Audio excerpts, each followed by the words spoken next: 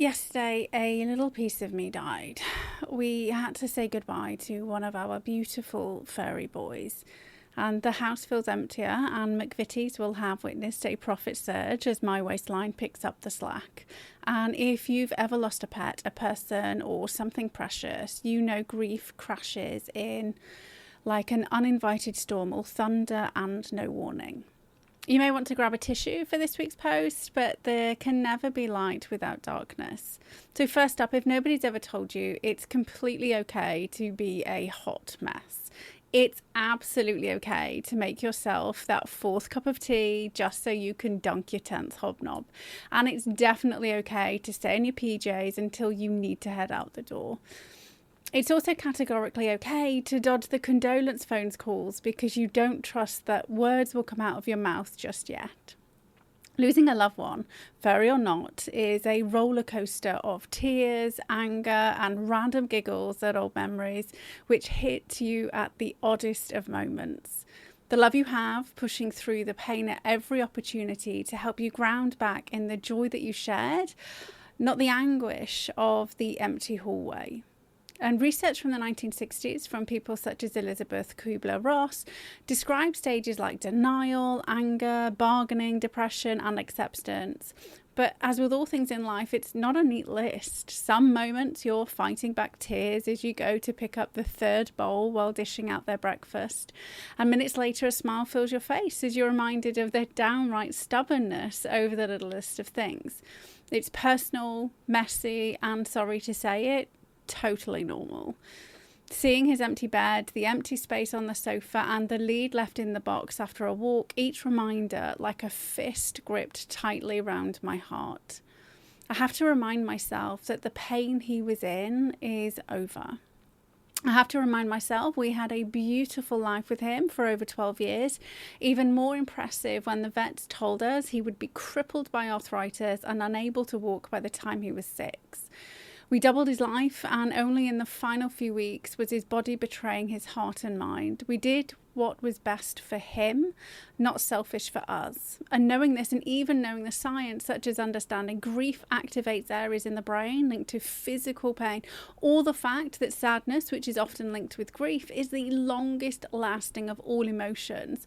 So in 2014, a study specifically looked into the length of emotion, and sadness was shown to last on average 120 hours, so about 5 days, which is pretty intense, especially when compared to the longest lasting positive emotion, joy, lasting around 35 hours. Sadness being but one emotion from the grief shitstorm. So anger lasts on average 86 hours, about 3.5 days. Guilt lasts an average of 72 hours, so 3 days. And fear lasts between 30 and 60 minutes. And on average, it takes 6 to 12 months before someone's accepted what's happened. The pain that they're experiencing coexisting with the positive memories from the past.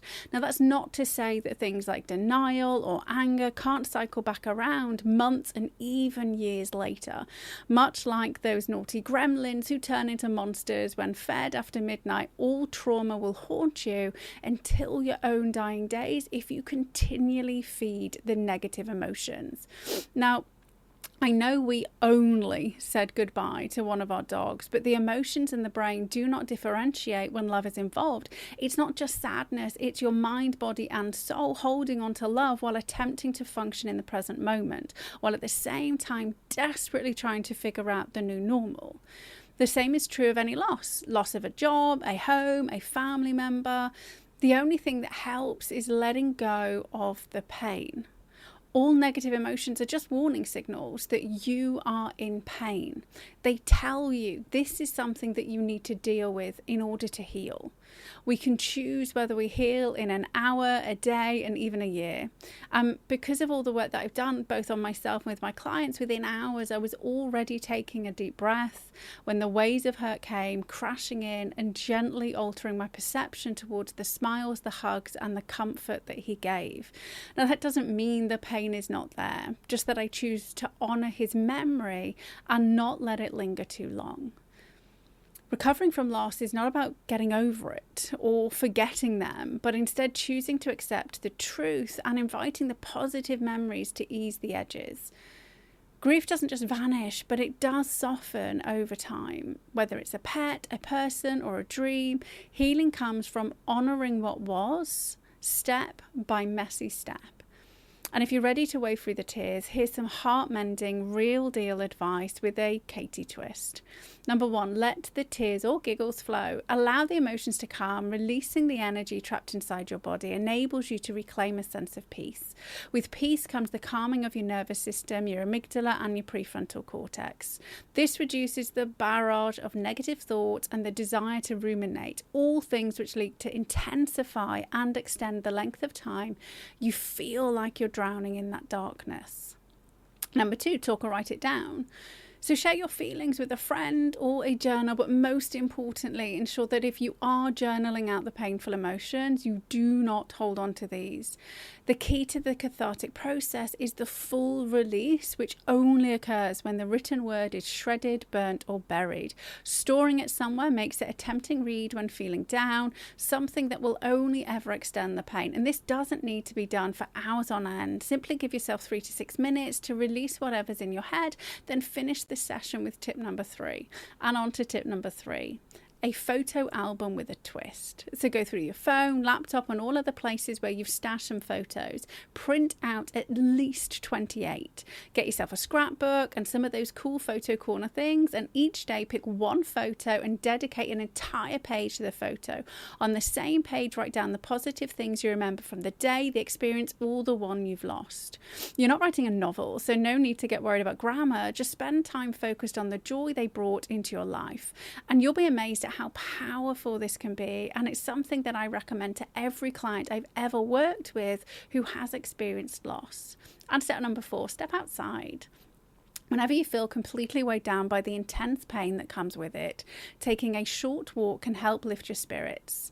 There's umpteen studies linking exercise to an improved mood. Now, it is to do with tryptophan release and nervous system resets due to muscle activation, but we're not going to get into that here. Just know it's not an old wives' tale. It's documented and evidence-based advice. Grief's a beast, but it's just love with nowhere to go. My dog's physically gone, but the love I have, the joy he brought into our lives, that will live on. Do what you need to do, whether that's cry, hide, shout, or hide away from the world. Just remember, the world continues moving, and no one you've loved would be happy knowing that you're substituting their love with your fear. Whenever you can, find time to tune back into your heart and ground yourself in peace. P.S.